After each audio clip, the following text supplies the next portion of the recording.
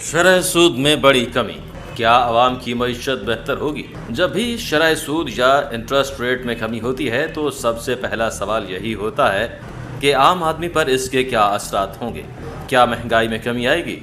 सवाल तो बिल्कुल ठीक है, तो आइए इसका जवाब भी जानने की कोशिश करते हैं। नाज़रीन, स्टेट बैंक ने शरह सूद में 2.5% कमी कर दी है और इसी साल में कैलकुलेशन करें तो 10 जून के बाद से अब तक मजमूई तौर पर इंटरेस्ट रेट में 5.5% कमी की गई है। यानी शरह सूद 22.5 की बुलंद सतह से कम होकर अब 15% पर आ गई है।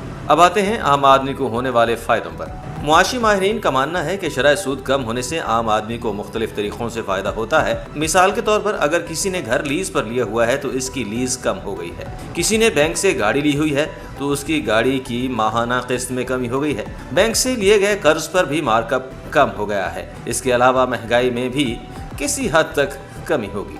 फिर एक नुकता यह है कि शरह सूद कम होने से मुल्क में सरमायाकारी बढ़ेगी, छोटे कारोबार को फ़रोग़ और रोज़गार के नए मौक़े पैदा होंगे।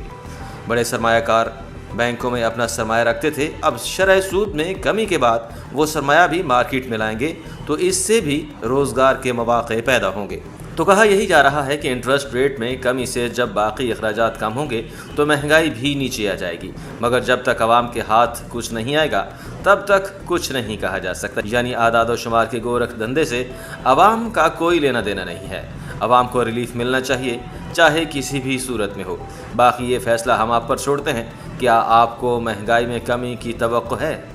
अपनी राय से हमें आगाह करिएगा।